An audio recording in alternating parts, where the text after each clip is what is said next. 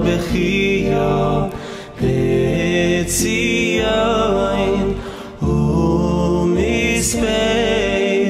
בירושלים.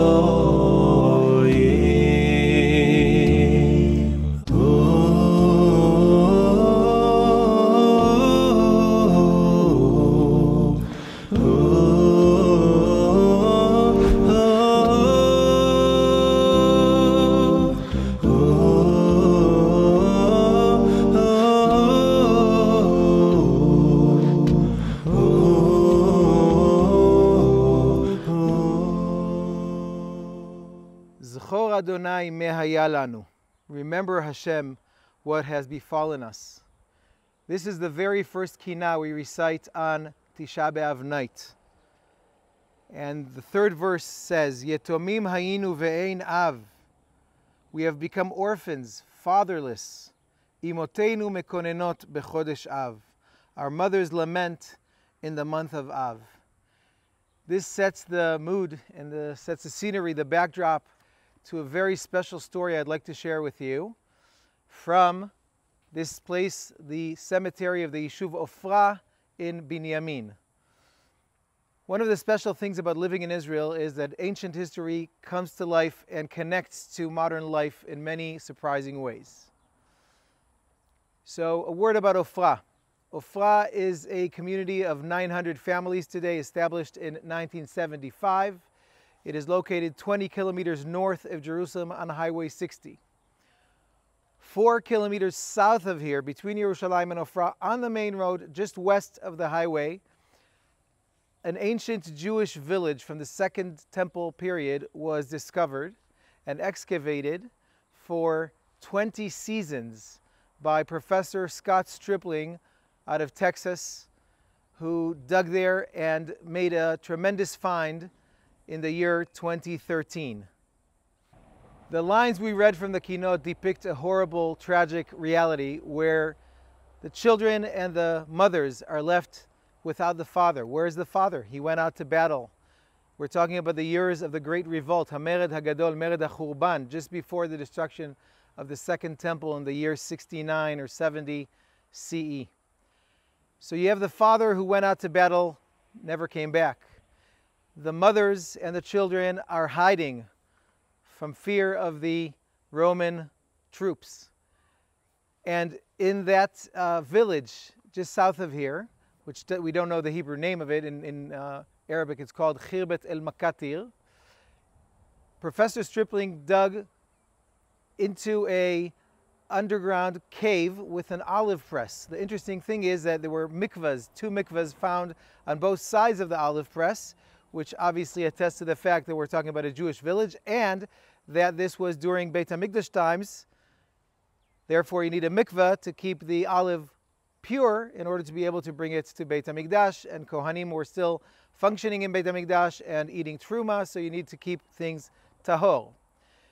In that olive press cave, 8 skeletons were found in the year 2013. They were sent for examinations, for testing in the Hebrew U in Jerusalem and also the Weizmann Institute in Rehovot.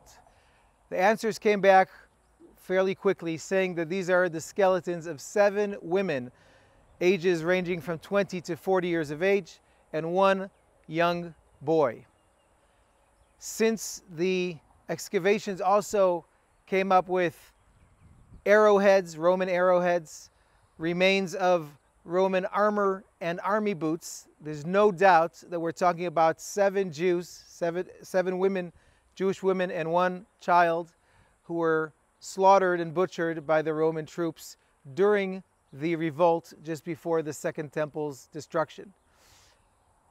1,400 coins were found on site, which is the largest sum of coins ever found in Israel after Jerusalem and Masada. It's the 3rd biggest cachet of coins, the last of which date to the year 69 CE, which is the year before the destruction of the temple.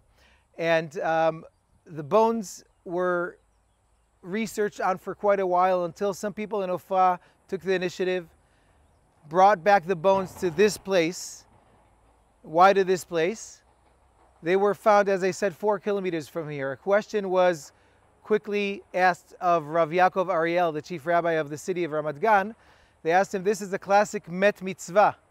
It's Jewish remains that were not given proper Jewish burial for 2,000 years.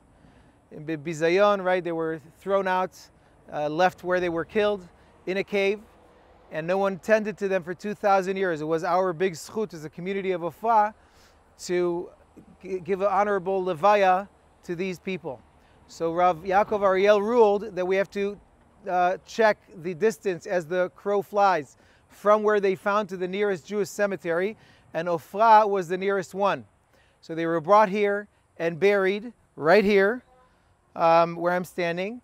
And that year during Tisha B'Av there was a communal event here with Kinot saying as we erected this memorial in honor of these 8 of our ancestors who definitely saw the second temple in its glory, and we brought them to burial here. This matzeva has an interesting thing on it. It's a depiction of one of the coins found in the cave, and it says Cherut Tzion, right, for the freedom of Jerusalem, Shnat Shalosh, the 3rd year of the revolt. The revolt started in 66, so we're talking about 69, so it's 1 year before the destruction of the Second Temple, and we know for sure when these 8 Jews were killed. During the funeral of these bones, the regular traditional recitations for the funeral were said, El Malei Rachamim, Kaddish, etc., but they added one special thing. They read Perek Lamed Zayin, chapter 37 of the book of Yechezkel, Chazon Ha'atzamot HaYeveshot, the vision of the valley of dry bones. How fitting. This is unbelievable, really, that since we're living in redemption and we're witnessing Kadosh Baruch Hu shifting gears, and the past 75 years of State of Israel's history, we're not only able to redeem Eretz Yisrael, but also some of Am Yisrael, including people who were killed by Roman enemies 2,000 years ago, never had proper burial, and we were Zechor to bring them here to burial, which was very exciting and very emotional community event. And just like we're seeing the first steps of Geulah, may we see the full Geulah Shlema b'mehera b'yamein. Adono b'chiyo b'tzion u'misper